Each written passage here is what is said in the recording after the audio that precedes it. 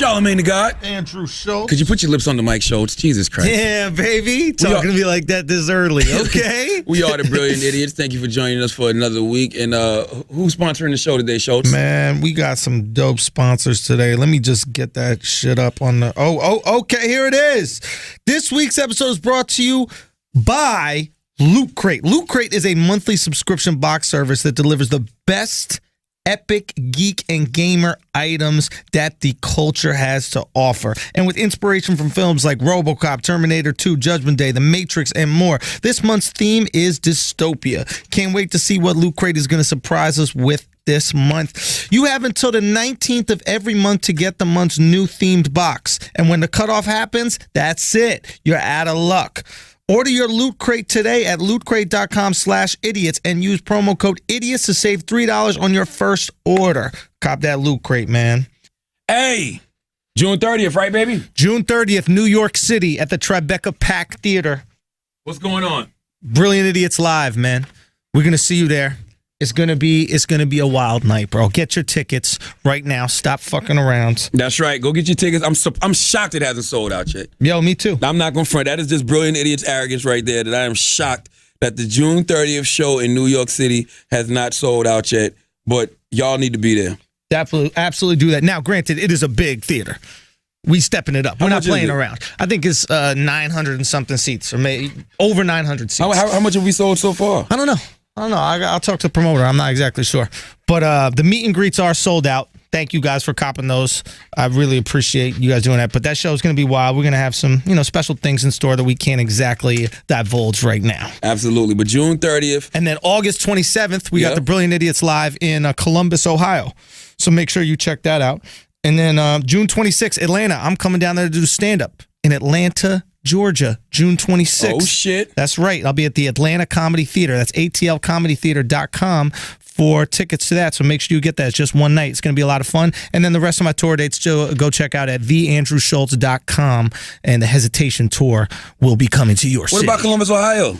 I said August 27th, okay. Yeah. And you can get the tickets for that at idiotslive.brownpapertickets.com. Well, go get your tickets for June 30th in New York, man. That's the day after my born day. It's cancer season. I'm going on vacation immediately after that. So this is the Brilliant Idiots Live podcast / Charlamagne's birthday party. I'm getting the fuck on, baby. Okay? June 30th. It's a Thursday. Yeah. It's going to be a lot of fun, man. We got a special guest. Donald Trump is going to be on the show. We're going to have Trump. It's going to be crazy. Absolutely. Yeah. So that's the first 50 Mexicans get in free. All right? All right. Let's get to it. Let's start the show. Orlando. First of all, salute to Orlando. I've said on this podcast many times, Orlando's one of my favorite places. My mom's mom lives there. My aunt. Salute to my aunt. You've never said that on this podcast. Absolutely, I have. Okay. Absolutely, I have. I love Orlando. My aunt lives there. We always we've gone to Orlando for summers for as long as I know, since I was a kid, either Orlando or New Jersey. I love taking my daughter to Disney World and Universal Studios. My cousin Keith is one of the funniest people I know because he's a real Florida nigga. Like one of them niggas with the golds in his mouth. And, when it's classic time, he'll go rent a car to put some rims on it. He's one of those type of niggas, So I love Orlando. So it was really disturbed me to hear about all of the violence that was happening in Orlando this weekend. First, it was Christina Grimmie. Yep. Young lady who I had never heard of before, by the way. But I don't watch The Voice, but she was real popular from what I saw. And she got shot and killed at an autograph signing. Yep. And people immediately used that to tell Andrew Schultz, you're wrong about hip-hop violence only being a rap thing. Yeah, isn't that perfect? That's all people do, man. The second tragedy happens, they use it to promote their agenda. We all do that, though. No, I don't. Well, I don't do that. Well, I don't think and I've been consistent about that from the jump, and I will call people out who do that bullshit because to me it shows that you don't really care that this person's dead. You just care about promoting whatever the fuck you care about. But give that person a day, bro. No. People care about a day. No. People care about being right. Yes, that's their agenda. People want to win arguments. People want to win debates. So if you get online and you say that this shit only happens at rap concerts or it's a rap thing, and people are saying no, it happens at other places. Sure. You knew that was coming. Sure. Like you had to know that was going to come. Sure, of course. It was going to be a fight at a rock concert, fight at a country concert. God forbid, I never thought a pop singer would get shot, but whatever. Sure. One did. Yeah. Boom. Here you go, Andrew. Yeah. That's it. I thought it was really funny that nobody bothered to mention that Summer Jam got shut down because of a fight, but that's fine. You know. Summer Jam didn't get shut down because of a fight. Of course it did. Future didn't even go up. There was a fight. I know people that were there. First of all, you weren't there. Were you there or you weren't there? Everybody knows Summer Jam got shut down because of the weather. Everything in New York got shut down because of the weather that day. Okay, Even sure. Governor's So Ball. when I had people that were there, tell me that there was a huge fight going on. People lied about a fight, Charlamagne. Were you there? Andrew. Were you there? Stop for a second. Just answer if you were there. No. Everything got shut down that day because of the weather. That's all I need to know. If Governor you Ball. were there, Time out. Hush for a second. Yeah, Please stop. I don't want you to. I can't let you be loud and wrong on this one. This is one of the times you're absolutely loud and wrong. Okay. Governor's Ball was headlined by Kanye West, Vic Mensa, and a few others. That got canceled because of the weather. Summer Jam's festival stage, which was headlined by Chance the Rapper, that got canceled by the weather. Okay. They were sending out alerts all day long saying we're pushing the show back because of lightning. Yeah. The show started late. The reason Future, Young Thug, and whoever else didn't get to go on because their time was up. That's it. Okay. Meadowlands Arena shuts that shit down. Whatever that shit was at, shuts that shit down at a certain time. Okay, so whether or not it got shut down because of that, there was still a huge brawl at Summer Jam. Who was the brawl? All I know is I have friends who were there, comics who attended the event, and they said there was this huge brawl. All I got to say is this. Between Jake and Timothy. And they got into a little, There's fights in the crowd at Summer Jam all the time. Okay. Summer Jam got shut down because of the weather. And I don't even work for that station. That's just a fact. That's fine. That's fine. Regardless of why it got shut down, there was this huge fight, which is fine because there's fights and everything like that. But I find it very interesting that nobody's tweeting, oh shit, there was this big fight at Summer Jam, motherfuckers getting hit by chairs and shit like that. Why? Because they was upset that fucking Future and Young Thug couldn't perform because of the weather. No, because and then after that, Kanye tweeted out, hey, I'm doing this free show at Webster's Hall.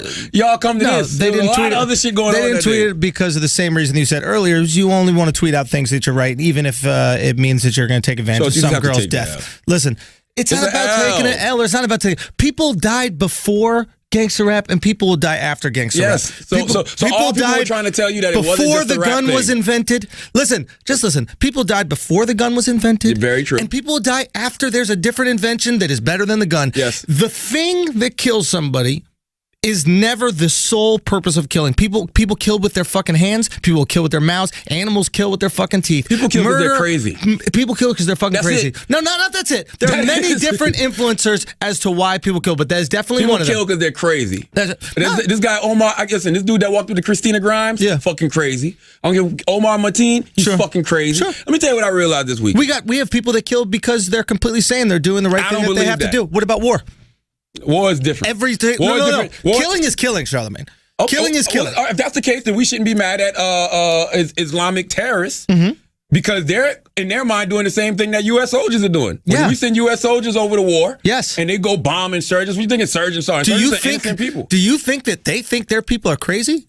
Absolutely not. But do we think my point. Do we think U.S. soldiers are crazy? But that's my point. Crazy about perspective. So you think U.S. soldiers are crazy? Absolutely not. You do. According to your philosophy, I'm the one that brought up the idea that U.S. soldiers are not crazy for killing. Terrorists are crazy.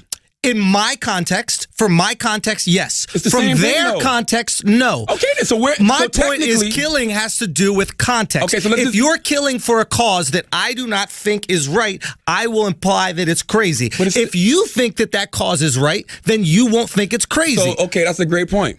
Just like radical terrorists look at Americans and think we're fucking crazy.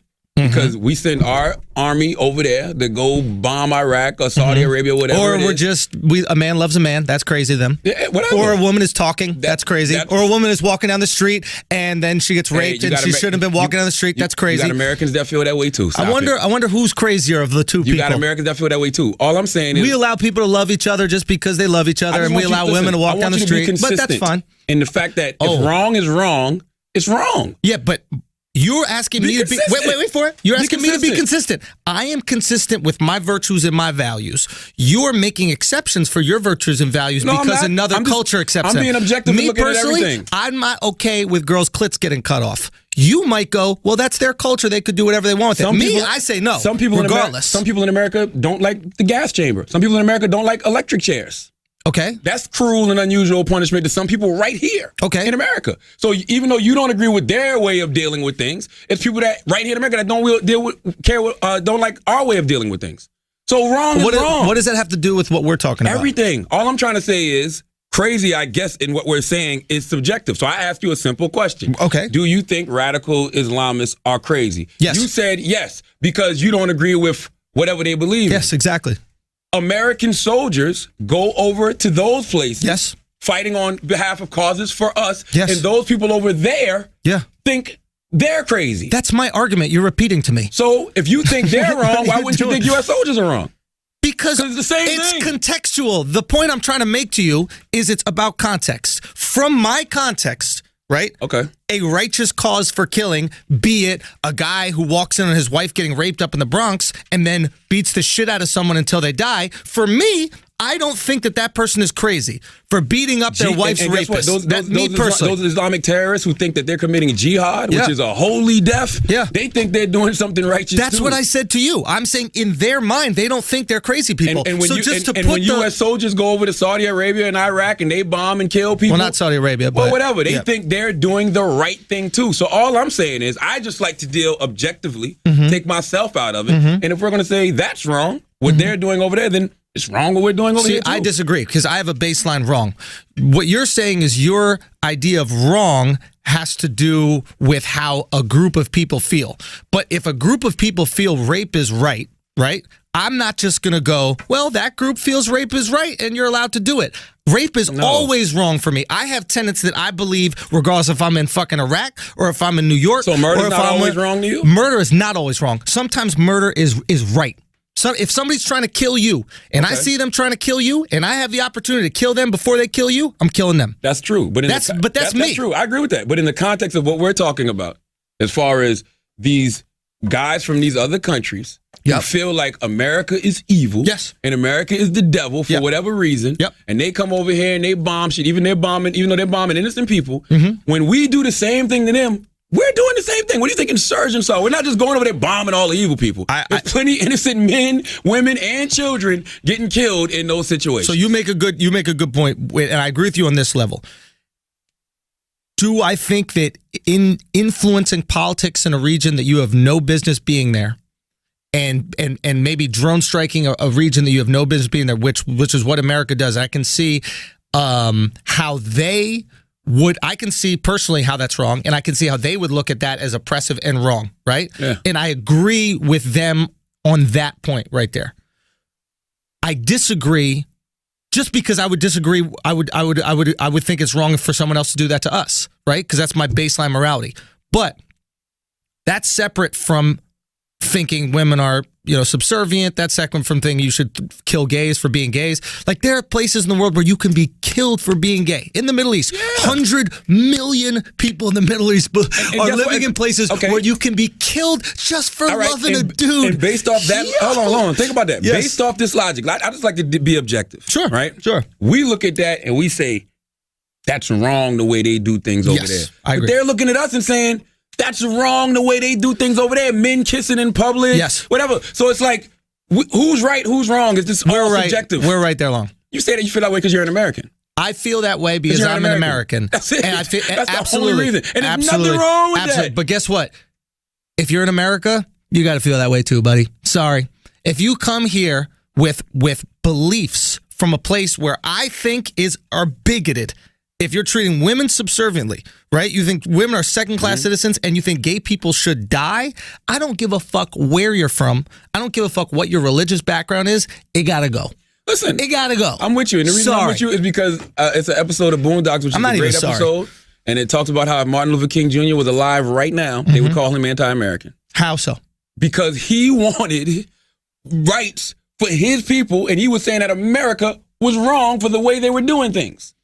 So he was technically, in the bigger grand scheme of things, he was anti-American. Because if I'm here right now and I say, if I say, hey, I agree with what I'm here in America. Yeah. So I disagree with what y'all doing over there in Iraq and how y'all go bomb them and things like that. Oh, you're anti-American. So if I'm Martin Luther King and I stand up to the society and say I disagree with the way y'all are doing black people here, oh, you're anti-American. That's the way things are supposed to be. And I agree with that statement because it's satire, right? It's that statement is basically saying just because you disagree with something happening in America doesn't mean you're anti-American. Absolutely not. Because realistically speaking, if you ask me, Martin Luther King is the ultimate American because all he was asking is for constitutional rights. That's it. And this is a constitutional republic. We're based on equality. We are based on equality in America. So he is someone who's trying to uphold American values. In my opinion, save America. Because once you start stripping these rights from certain people, who has rights at all? And that's why I disagree with a lot of things Donald Trump says. Absolutely. Because when Donald Trump comes out this week and he says he uses Orlando as an excuse as to why we should keep immigrants out. Bro, we're all immigrants. Yep. I don't give a fuck how you slice it. I don't give a fuck if you black, white, African, Jewish. We're all immigrants. I don't know who the fuck was in America in the beginning. No, even the Indians. They weren't even They here. Chinese. That's what I'm saying. I don't know who the fuck was here. So we're all immigrants. So once you shut that down, it's like, no, you can't do that. There's good people and there's bad people in all cultures. And for me, I don't think good and bad is a matter of being subjective. It's either right or it's wrong. Yep. Now, is there a right way to do the wrong thing? Yeah. Sure. Absolutely. Sure. If you bomb 9/11 and, we send drones over to blow your shit up, yeah, it might be a lot of innocent people that got killed. Yep. But your people shouldn't have came and fucking hit us. Sure. And they could also argue, well, you shouldn't have been interfering in our politics before 9/11. That's what you never know, chicken cross the road, this kind of shit. Saying. All I'm saying is, regardless of our differences in terms of war, there are philosophical differences between the way some countries, not all countries in the Middle East, but some countries in the Middle East treat people and the way countries in the West treat people. Now, if you want to chalk those philosophical differences up to Islam and the preachings of Islam, or if you want to just chalk it up to, because I've been to Islamic countries that are not like that at all, okay? But if you want to chalk that up to just the culture of that region and these countries in the region, regardless of what it is, it does not mesh here. It does not mesh in the West. And if people would like to leave there, I don't care if they're refugees, I don't care if whatever it is, if you're coming to my house and the rules of my house are there's no shoes on in my house, you better take your fucking shoes off in my fucking door. That's not what America's based on, baby. Hey, it is. No, it is. No. We got rights. That sounds good. No. It is based on America. America is based on fuck the rules. No, it isn't. The rules of the Constitution. Everybody says fuck the rules, Schultz. Everybody's bucking the rules, baby. No. Everybody. You buck the rules when they are being oppressed. You buck the fake rules that are oppressing you. You are entitled to your freedoms. And if your belief system restricts Charlemagne's freedoms, or it restricts your wife's freedoms, or restricts your daughter's freedoms, or if it restricts my gay cousin's freedoms, guess what? You out of here with that shit. But that's why they say, I'm going to tell you why I say it's you out of here with that shit, You dog. got a whole party, Republican people, who aren't too far off from these motherfucking Islamic people that you're talking about. You're talking about Christians. Yeah, because they don't like gay marriage. Yep. You know what I'm saying? They don't like the whole trans agenda. You know what I mean? It's a lot of things they don't agree with. Absolutely right. The only thing they're not doing is fucking cutting clits off. That's it. Only thing they're not doing is killing motherfuckers for being gay. But they're damn near trying to restrict everybody's rights. Like, so they're, to me, you can't have an abortion. Fucking Ted Cruz. You get raped, you're going to have that goddamn Absolutely. baby. Like, that shit is crazy. That's sick, demented thinking. And it's anti-American. Because we have passed laws, and you have to understand. Is it anti-American? No, because those are supposed to be some of the most American motherfuckers out there. That, you know what they say they are? Right? They like that's that. The government. Like that. No, but like. These are people running for the highest states in the fucking land. Sure. Like, and they lose because the majority of us are like, fuck that shit. We're not with that shit. Yeah. In my personal opinion, I think the majority of us see through that kind of stuff. And don't get this wrong. Right now, we get caught up in Islam, right? And we get caught up in the preachings of Islam, right? In my personal opinion, and I'm not anti-religious at all. I was raised with no religion, but I think there's some beautiful things in religion. I really think there's some beautiful fucking things in all religions that we can all learn from. But if you follow that book, I don't care which religion it is, devoutly, you're going to be bigoted.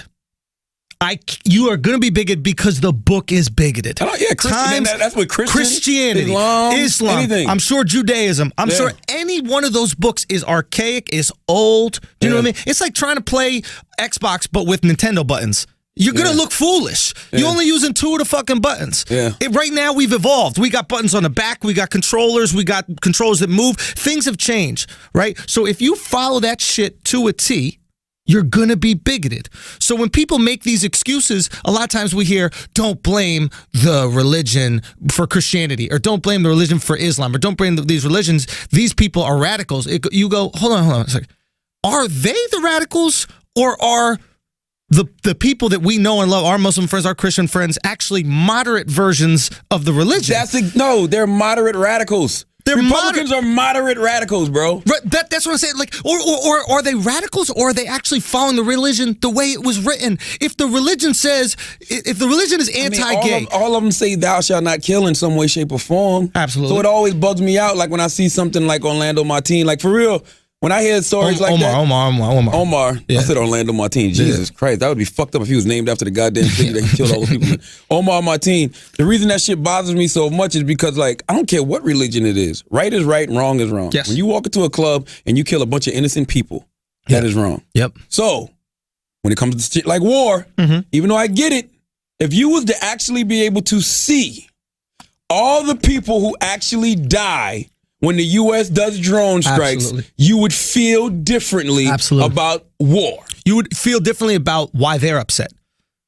Right? Who's they? The people that are getting blown up in their families. Like, yes. Yeah. And you'd be like, hold up, you'd be telling U.S. military, like, that's kind of fucked up. Like, y'all didn't know that it was kids there and it was fucking innocent women there. Like, y'all just went over there and just started bombing shit. Same way it was in 9/11. Sure. When them motherfuckers ran them 2 planes into that building, they didn't give a fuck who was in that building. All they knew was American. Yep. That's it. Could have been devout Muslims in that building. That's it. They didn't give a shit. They didn't even think that, yo, this is America. You know some of y'all people over here? Yeah. You know what I mean? Did y'all do a fucking call and tell everybody to get the fuck out of the country on the day y'all did this? Definitely not. So, to me, when I see Omar do this shit, when I see war, when I see radical Islam blow up shit, it's all the same shit to me. It's just pointless fucking killing.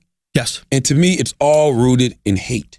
It's all rooted in the fact that we have differences and we as human beings do not know how to settle our motherfucking differences. So here's my question to you, which is like, because Bernie Sanders sent out this tweet earlier that I saw that I thought was kind of interesting. It was like, and kind of expected, but he goes, to blame an entire religion for the acts of a single individual is bigotry, pure and simple. It is not what this country is about. I don't know if bigotry is the right word, but it's definitely wrong. Okay, here's my question about that. First of all, to say that this country isn't about bigotry is kind of hilarious, because this country was kind of founded on fucking bigotry. It's been built on bigotry. Racism, yeah, so we're trying our hardest to break away from that, but to say that that's not in our roots, absolutely. But my issue with this sentence is like, I don't think you can deny that all religions, though they have amazing parts of them, have bigoted parts of them as well. Yeah, if the Bible says that you fucking, what does it say about gay men? Thou shalt not. It's a sin that's not forgivable or some shit. I don't know what the exact scripture is, but. Well, thou shalt not lay with, no man shall lay with another man. I mean, there's a bunch of. Deuteronomy 14:8 says you shouldn't touch the flesh of a dead pig. It's some people who feel so strongly about that scripture. They're like, I'm going to fucking eat this pork. I'm going to touch this goddamn pig. How dare you try to make me do something that's hateful is not touch a piece of pig. For real. All right? For real.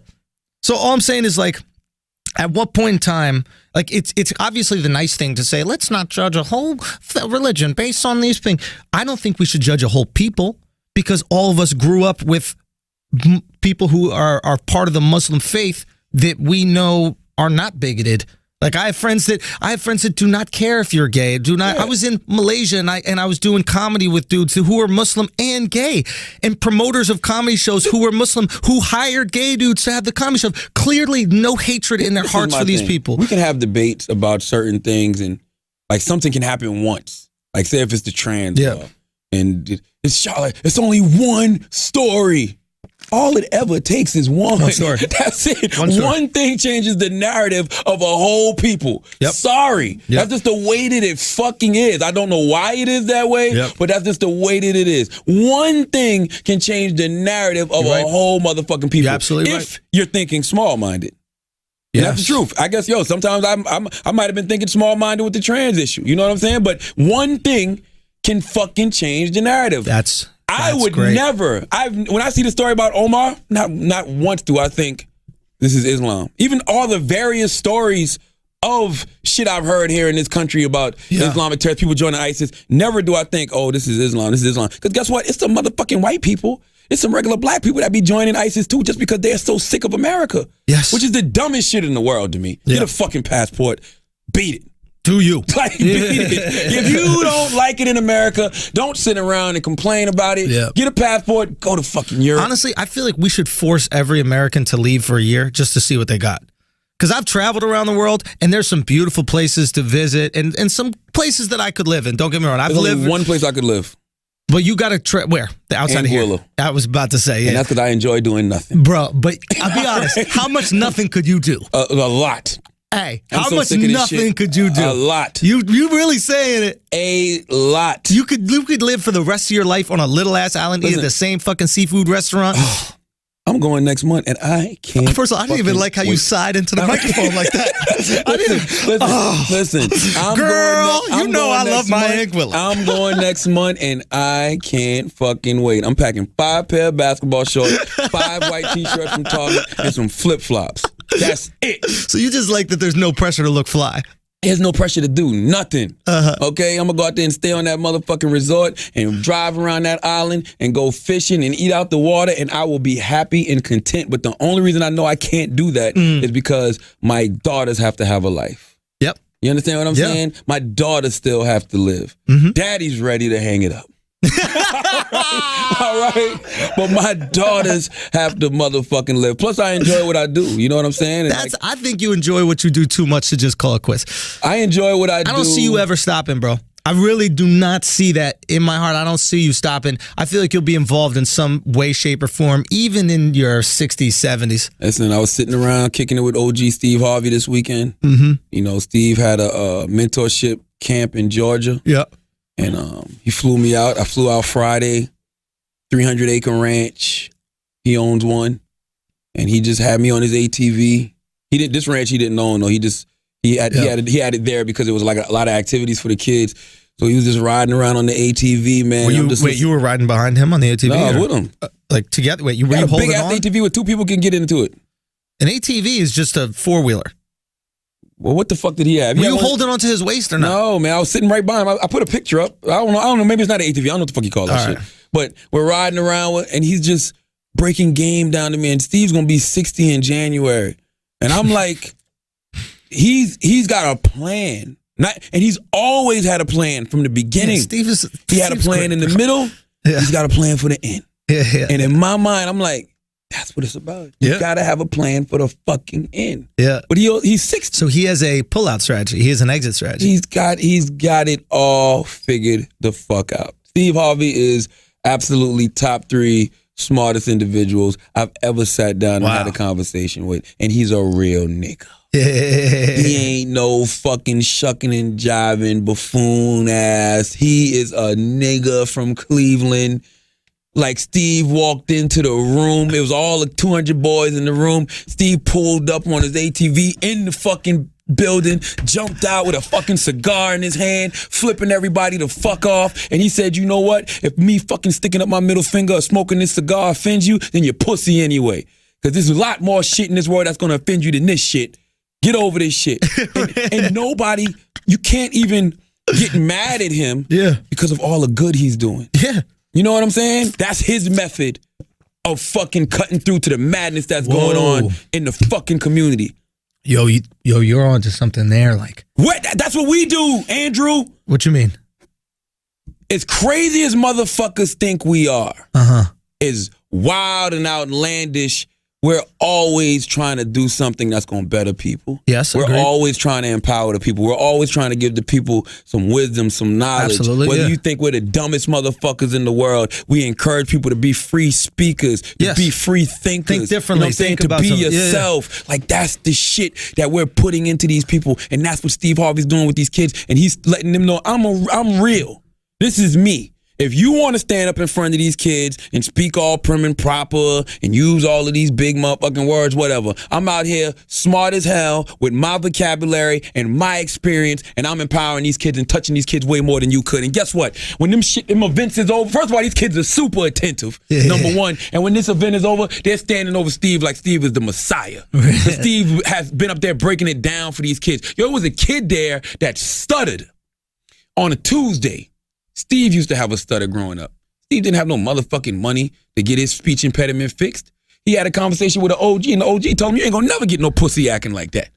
You ain't gonna never get no pussy talking like that, sounding stupid as a motherfucker. All right? Get over that shit. And guess what? He got over it. How did he do it? What was his... Just fucking... He just got over it. And that kid that was stuttering Tuesday, stuttering. Like... Sound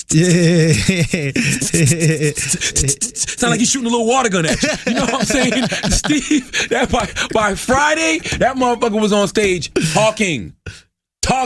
And I'm like, boy, if that's not a plant, that's good, boy. Cause that shit touching me like a motherfucker, man. That little boy was talking. And he still had a little stutter, but for the most part, he was over it. Steve, like, I took this motherfucker in the room and told him the real. Because it's a mental thing. It's psychological. Yeah. There's no physical speech impediment. No, our father had a stutter as well. How'd he get over it? He got it. Well, we were privileged. That's the truth. No, in all seriousness, our dad had a stutter, and that was like the one nice thing our grandfather, I guess, did to him. He got him speech lessons, and my dad ended up being a news reporter on TV. That was his job. So to go from having a stutter and being afraid of speaking to get to a point where you could speak in front of people like this kid did, I mean, it's a wild thing. And yes, it is mental, dude. It's mental, man. But the moral of the story is Steve had an exit plan. So yes, I could sit around and do fucking nothing. Yeah. Because once you get to a certain point, you got all of these businesses. Yeah. And you got all these companies. And damn, it's so funny. I didn't even think about it this weekend. We didn't discuss this, but I heard a long time ago, I was reading something about Steve Harvey, and Steve Harvey said you got horizontal money and you got vertical money. What is that? The vertical money is when you standing up straight and you working. Horizontal is when you sleeping is making money. Making money and you sleep. Making money and you fucking sleep, and that's what Steve is at right now. And what are his businesses for horizontal money? Like, what is an example of a? Steve's into so much stuff. I mean, just outside of entertainment, that's investments, right? Outside of just entertainment, where he's made well over $100 million. Right. But if you have money in Uber, that's horizontal money, right? Agriculture. I mean, I don't even want to tell all Steve's business because that ain't my place. When it comes out, everybody will see it. Then we can talk about it. But yo, Steve Harvey is the mother. It makes me think of this combo I had with Duval where he broke down like wealth to me, and he goes, people talk about, they own, what did he say? He goes, people own cars and they think they're wealthy, or they own a building, whatever, they think they're wealthy. And he goes, there's a motherfucker out there that owns sugar. It's a motherfucker. I go, dude, that shit blew my fucking mind. What about the guy we just heard about that owns Hostess? What do you mean? It's like the son of the guy that owns Hostess, like he owns part of Hostess. The fucking cakes. The cakes, He just bought Hugh Hefner's mansion for like $32 million. Look, the cakes, that's a great business. Don't get me wrong. But what goes in cake? Sugar. Oh yeah, I mean, that's like if you own sugar, like Nestle owns water. Yeah, I mean, Nestle, the chocolate shit. They own fucking water. It's a motherfucker sitting around like fucking Tony Montana with all mounds of sugar, laughing at you niggas with cocaine, like El Chapo. Fuck, I'm El Diabito. All right, motherfucker. I got tons of goddamn sugar. The fuck is you talking about cocaine? That shit is for kids, nigga. Oh, let's pay some bills to come back and talk some more about this. Everybody killing each other in America. All right. This week's episode of Brilliant Idiots is brought to you by Audible. A good book is hard to find, and putting in the time to read a good book is even harder. But Audible has a solution, audiobooks. Yo, is your book going to be on Audible, Charlamagne? Not only is my book going to be on Audible, my whole thought process for my book is we're writing now. Mm-hmm. I'm going to do the audio version, and I'm sending out, everything's going out the first week. Everything. I'm not waiting. I just want more sales because I know that a lot of you niggas don't read. Yeah. So, especially for you, I feel like the audio book is dope because people are going to picture you saying shit with your voice. Radio and podcast, baby. Exactly. So that is huge. That's big. That audio book to me may be bigger than the actual literary book. Yeah, because I want to hear you tell the story. Absolutely. All right, go. So whether you're at the gym or on the go, Audible.com provides over 250,000 titles from the leading audiobook publishers, broadcasters, entertainers, magazine and newspaper publishers, and business information providers. The app is free and it works on Android, Windows, iPhone, and all Apple devices. Unlike a streaming or rental service, you own your books, so you can access your books anytime and anywhere right from your smartphone. Audible.com also has the Great Listen Guarantee. If you decide you don't like the book you chose, no worries. You can exchange any book you aren't happy with for another title anytime, no questions asked. If you're looking for some suggestions, check out #AskGaryV, one entrepreneur's take on leadership, social media, and self-awareness from our buddy Gary V. I read that. How was it? It's great. Okay. What about Jalen Rose's Got to Give the People What They Want, True Stories and Flagrant Opinions from Center Court? I read both of those. Got them. So just for our listeners, Audible.com is offering a free 30-day trial membership. Go to audible.com/idiots today to start your free trial today, okay? Again, show your support for Brilliant Idiots and get a free 30-day trial at audible.com/idiots. I got to go buy some new books. I haven't bought a book in a while because I've been working on my own, but I'm waiting on Paige. Salute to Paige. Mm-hmm. Paige is bringing me Bobby Brown's Every Little Step. I have to read that. Why? I mean, I just like Bobby Brown. I'm a fan. Like, the beautiful thing about, 2016 and, being an 80s baby is like all my heroes are old now, bro. Yeah. Like, they're old, they're iconic, and they're telling their fucking stories. Mm-hmm. All your heroes have stories. They have stories. These young kids don't have stories yet. They got stories. a party where they fuck somebody or some shit like that, but not stories where like life and death is on the line. Bobby Brown said he fucked Madonna. Bobby Brown said he fucked a ghost. Bobby Brown said he kicked Janet Jackson out of a hotel butt naked. No. It's in the book. Bobby said Whitney fucked Tupac. Like, now, I don't like men that kiss and tell. I think that shit is whack. But I'll read the book. I'm going to read the goddamn book. I can't wait to read the fucking book. Listen, that's why I loved Angie Martinez's book. Like, look, Angie Martinez, Bobby Bones. Two people I super admire. Bobby's a great friend of mine. I read Bobby Bones' book. Loved Bobby Bones' book. Mm-hmm. But Bobby Bones, I loved his book because he talked about his personal experiences. That's what I'm doing. Personal. Why I'm talking about personal? Because I don't really have the history that Angie Martinez has. Okay. Angie Martinez's history is different. Yeah. She grew up in the 90s. She grew up before Jay-Z was Jay-Z. Yeah. She grew up before Mary J. Blige was Mary J. Blige. She knew Biggie. She knew Pac. Like, that's immortal shit. She's an old bitch. Stop it, man. She's an OG. That's disrespectful. Angie punch you in the face. That's fucked up, nigga.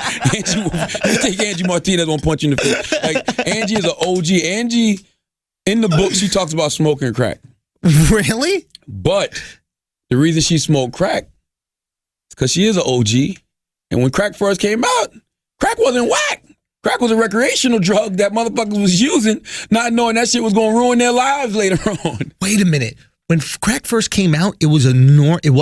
Yeah, it was a regular high. So how did certain people not get hooked on that?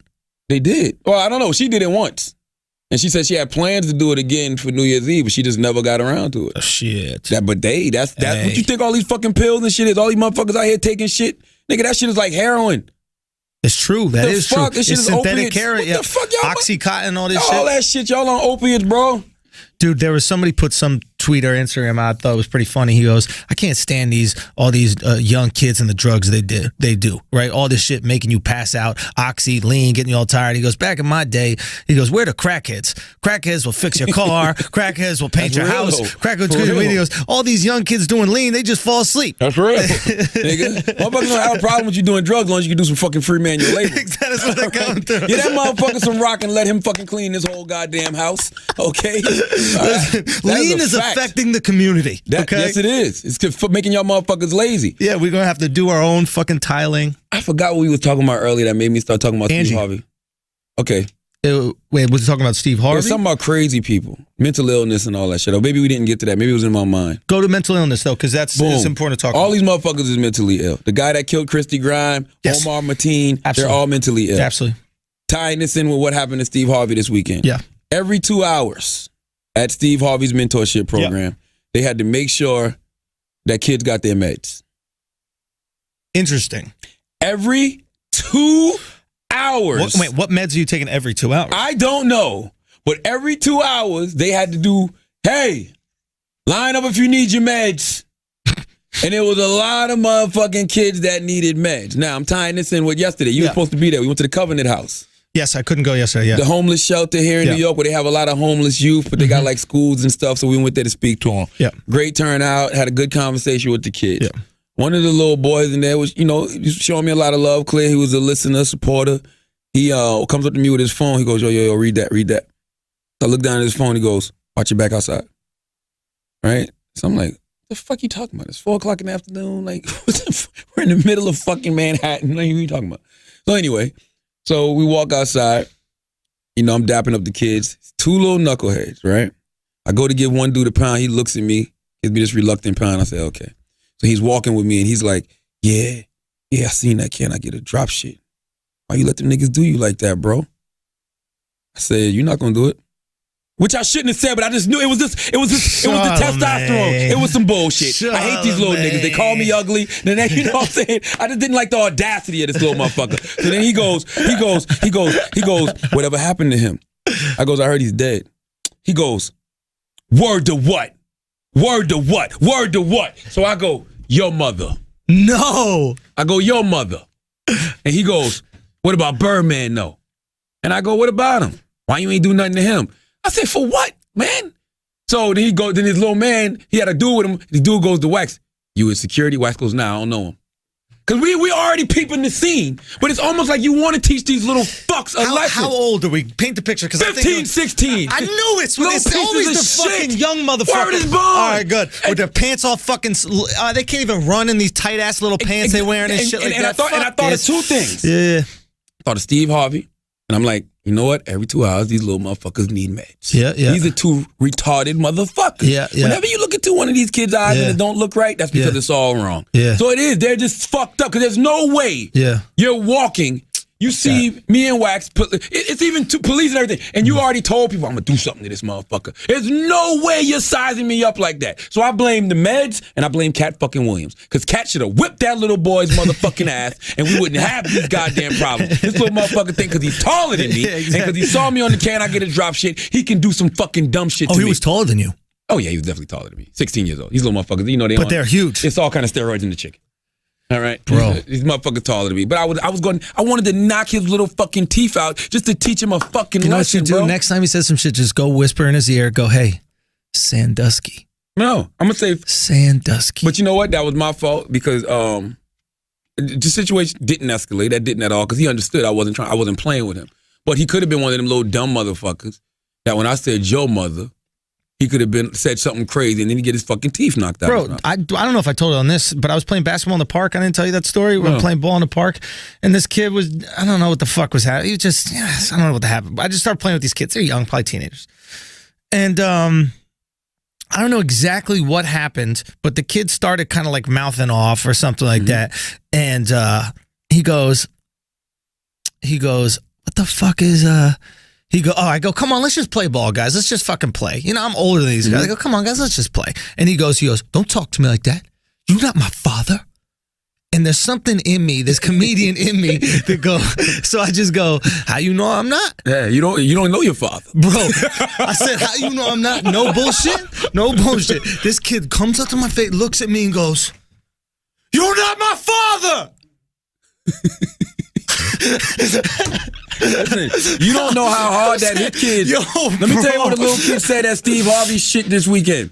Me and Steve riding around on the little contraption shit. And so another one of them little contraptions is coming the other way. So we stop in the road and, we talking to the dudes on the fucking contraption and shit. And I guess the little boy might have been at the program last year. But Steve's like, what's up, player? The little boy's like, yeah, what's up, man? He go, how's your mom? Because Steve, not only does Steve house up to 200 kids. He has sex with all their moms? No, he houses the moms in another part of the ranch, right? So he goes, what's up, man? How's your mom? Yeah, mom's good. Mom got a new nigga, though. I'm like, what the fuck? Like, he got his feet up on the front of the ATV. He did, no, in the back. He had his feet up on the back. And he was like, Mom got a new nigga, though. So later on, I see dude, this is after I spoke and shit, so I'm talking to the little dude. I'm like, look, man, I said, yo, you got to stop referring to your mom like that. He's like what? I'm like, yo, you can't be saying mom got a new nigga. You know what he said to me? Shit, that's the way it is. And I was like, That is just the way it is. So when you tell a motherfucking kid, I'm not your father, nigga, you know how many times he's heard that in his life? All of these revolving doors and dicks that's coming in and out of his mom's house, telling this little motherfucker, I ain't your daddy, motherfucker. That motherfucker's tired. This little motherfucker is tired of hearing that people ain't his daddy. He knows. No, I said I was. I said I might be. Oh, you told me you might be? He goes, don't talk about, you're not my dad. And I go, how you know I'm not? And then he got real serious and he was like, you're not my father. and it was like, it was part of him was like, are you my father? Like there was a little part of him in there. Could be a lot of variables in that, man. He might not even knew his dad. Yo, but I don't know if I spoke about this word, but I got to give it up for there's these two guys on my team, right? And there's this one dude, I think he said he was about 25 years old and he was just playing on my team and he just stopped playing in the game. Right, and I walked up to him and I was like, "Hey, why are you playing? It's okay, we can kind of get along." He's like, "Nah, I can't be around that." I go, "Okay, what you mean?" He goes, "Because it could end up in a fight, and I just can't risk that." That's shit. real. And this dude, he kind of told me he came up, Lower East Side, maybe on some rough shit, but he had a kid now because he came back in the park later and he was walking around with a little kid, but it was just so dope to see a young dude who probably got in a bunch of fights and shit as a young kid, but see that he had something to lose That's real. and remove himself from the situation. And that's me all day. And listen, Man, that was dope, man. And this goes back to the power of one, right? The power of one works two ways. Power of one can work negative, it can work positive. Now, I went to the Covenant House yesterday. Yeah. And after that situation with that little boy, all I kept talking about for maybe the next 15, 20 minutes was, that's why I don't like fucking with these little motherfuckers. That's why nobody wants to help these little motherfuckers. Because you go there and you try to have conversations with them and uplift them and empower them, and these motherfuckers want to try some more stupid shit like that. They on some fucking dumbass street shit. That's what's wrong with these niggas. All these niggas need to deserve to go to jail, all that shit. And then I had to stop and think like, yo, you just sat down in a room with about 30, 40 people who were attentive, who were receptive, who had legitimate questions, who wanted to take pictures showing you mad love, and you letting this one motherfucker make you feel like you shouldn't even fuck with these little people at the Covenant House. Let's take this right back to the Orlando situation. Mm-hmm. We've sat down with Muslim brothers and sisters our whole lives, broke bread, played basketball, made music, talked sports all the fucking time. I'm not gonna let one crazy motherfucker affect the way I feel about all these people. I agree. I refuse to allow that to happen. Now, regardless if I have views about how the religion is in certain parts of the world, I definitely have views where I disagree morally on how to treat people. Yeah. Let's say Muslim Americans. I'm just talking about... Because I've never sat down with one of these Muslims who ever had a conversation like, yo, what you gonna do when you're 18? Shit, gonna put this bomb on and run up in some shit. You know what I'm saying? I don't know none of them motherfuckers. I don't think you gotta turn 18 for that. I don't think... I want to blow some shit up. You're not an adult yet. So I don't know. I've never had a conversation with them. But Muslim Americans, I'm not gonna fucking want to run Muslim Americans out the country because of fucking Omar. No, because you don't know, just because someone's attached to a faith doesn't know how devout maybe they are to the preachings of that faith. And maybe there, to be honest, there could absolutely be mosques and belief systems where they're like, listen, we got to do an updated version of this. Regardless of how we might feel about homosexuals, it's not our job to judge them. Right? That's God's job. Let's stop doing God's job. Okay? Let God do. And because the reality is they could have it wrong. They could get up there and Allah could be like, yo, you misinterpreted that gay shit. Gay people cool with me, dog. And that's how I feel about Muslims who do the holy jihad shit. That's how I feel. The exact same way. Like, I feel like what they do is wrong. And I feel like God, there's no way God told you to go kill 50 innocent people, bro. God can do that himself. If God can make a tidal wave, well, he ain't going to do that in the desert. But you know what I'm saying? God can do whatever the fuck he wants. If God is all powerful, he don't need you to make a bomb. He could just make things disappear. There's no way God, first of all, that's suicide, number one, which I don't think God believes in. And I don't think God wants you to kill yourself, because killing yourself shows a total lack of faith in him. That's number one. And number two, I know he don't want you to go kill 100 innocent people. I know he don't want you to go blow up no fucking school where all these fucking kids are in. Sure. I know he don't want you to do that. Of course not. There's nothing about the God I know, the God I've read up on, the God I believe in, that tells me he wants you to do that. I don't know any stop saying that in the name of God. Where in the Quran does it say to do that? They didn't even have bombs that could kill 50 people at one point in time in the fucking Quran. Hey, I'm not that well versed in the Quran. I do know jihad. I don't know if jihad is in the Quran, but I just don't. My agree point with is, like, this couldn't happen at that point in time when these books were being written. The Quran, the Bible. There was no explosive that could kill 50 people at one point in time. Yeah. We're launching cannons into buildings, Yeah. right? There's a sword. I don't even know. Maybe I don't even think guns have been. No, guns weren't even invented yet. So this idea of mass killings, it's like if you wanted to kill 50 people back in the day, you had to be some Assassin's Creed type motherfucker to get that shit done. You're not walking into a square and doing it. So if you're going off of the ancient texts and you're living your life exactly to the ancient texts, keep in mind the ancient texts did not plan on killing 50 people at once. That's a fact. So what are you really going off of? They need to stop blaming Islam and all this other bullshit for the acts of crazy motherfuckers and just blame it on crazy. Yes, That's it. but just like it's crazy. Yeah, you absolutely blame it on crazy. But I think that just like with gangster rap, just like with the KKK, just like with any group that preaches negativity, right? There is an influence. They're not the cause, but I think that I'm learning now when you have a crazy motherfucker and a negative influence, that's a recipe for disaster. You know what the negative influence is? And this is something that we all need to motherfucking understand. The negative influence in all of this shit is America. There ain't no gangster rap. It ain't no Islam. It's America. America has a culture of hate, bigotry, and violence. So does the world, man. Yeah, but listen, I can only speak for what we know here in America. This is what we were founded on. When you want some shit in America, take it. You go kill and take it. Yep. This goes back from the beginning of motherfucking time. Sure. It's like that's just the way shit is. Like we teach violence here. Like even if it's just video games, and I never thought about this till I got older. It's like back in the day, the shit that we condition our minds to think is normal. Like these violent ass video games, whether it's Call of Duty, Mortal Kombat, where you ripping motherfuckers' spines off and all of this shit like that. America loves violence. Yo, it's not America. You got kids right now, right? What do kids find funnier than violence? Like, maybe not violence, but like, how do I explain it? Like, do you know what kids find funny? We laugh at World Star videos, right? Yeah. And we say they're so wrong. Yeah. Nigga, go watch Bugs Bunny. That motherfucker's a World Star video. Bow! That's it. They just blowing each other, Daffy Duck's bill off. Hell yeah. Like It's a sticking Chief guns Keef up their video. ass. That's what Bugs Bunny is. Wile E. Coyote had weapons of mass Bro, destruction. what do we do to make He did, man.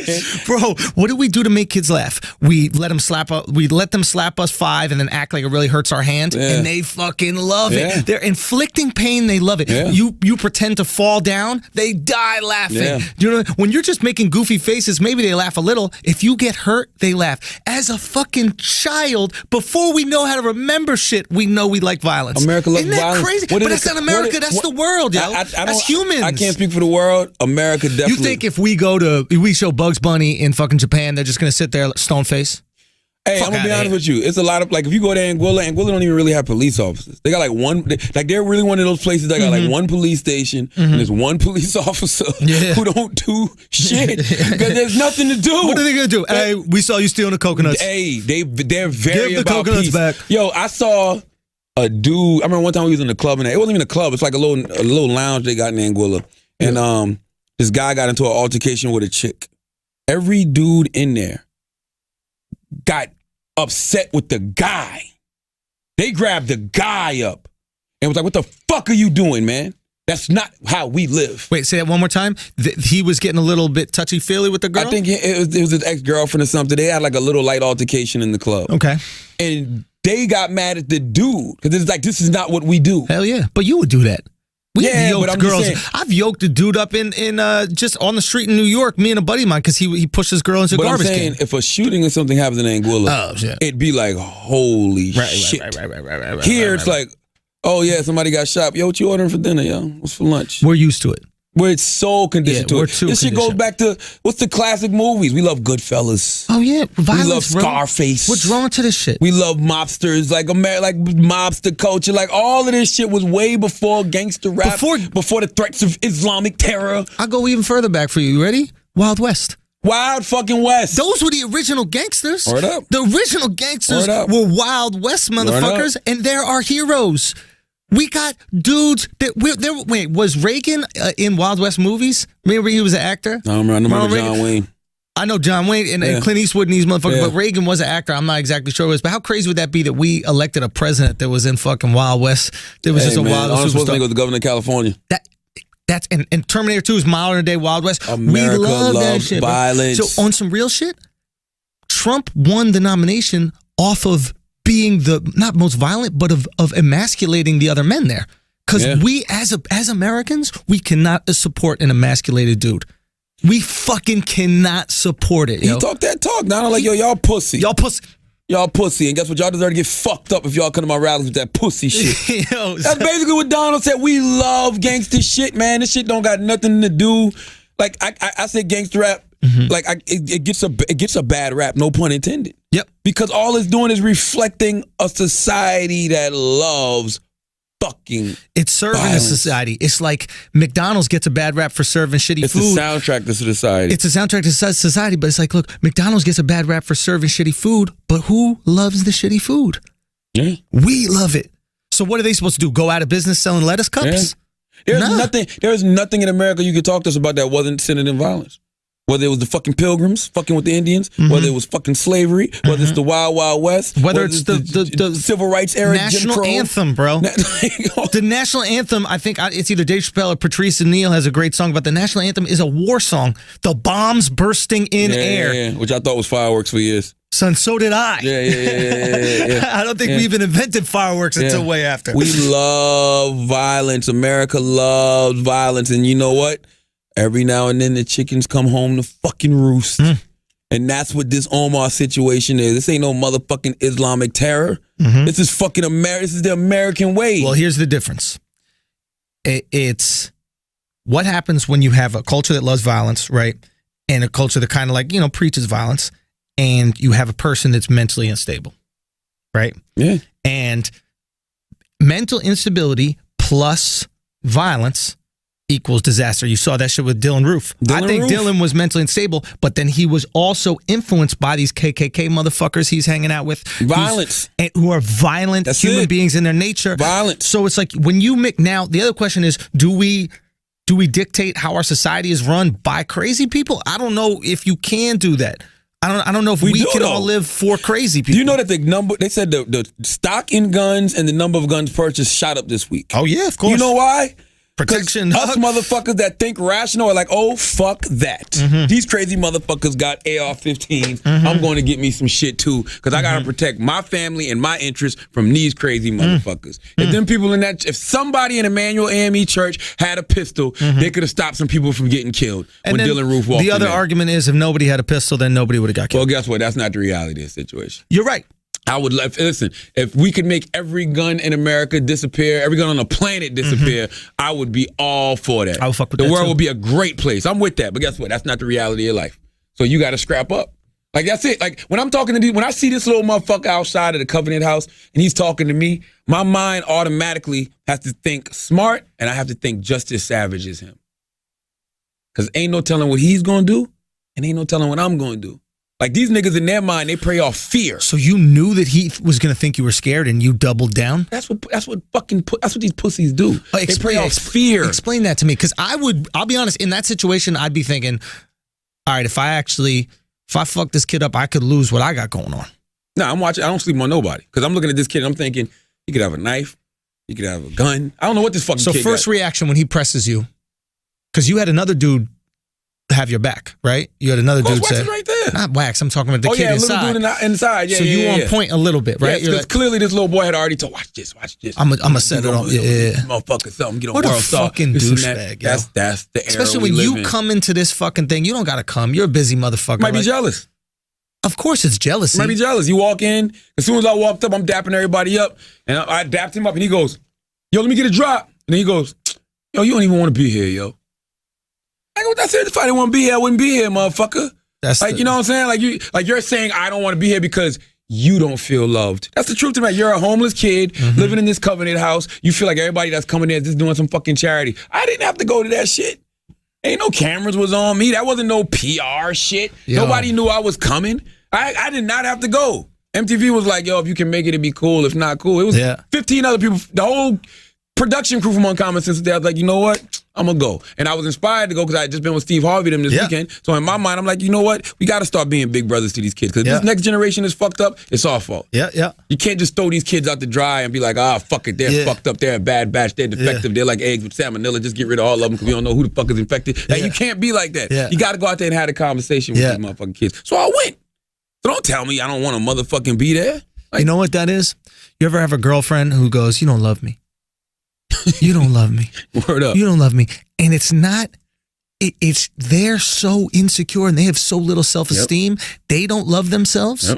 So they can't even imagine another person loving them. That's real. And that's really probably where this poor kid's coming from, is like this place of such self-hate. He can't fathom that a person that on some level he probably really admires and looks up to, even though he doesn't have the confidence to admit it, would actually give him some of his time. So he's like, nah, they got to be paying this motherfucker. No one would want to come for me. They got to be doing this shit. It's almost like the first 10, the girl was a 10 that you fucked in your life. Like a little part of you was like, what's wrong with this bitch? She got herpes or some shit? What the fuck? What's she fucking me, dog? What's happening over here? Love, man. Like, we don't love ourselves. And first of all, that's a lack of self-love. When you're insecure, when you got low self-esteem, when you're depressed, you have a lack of self-love.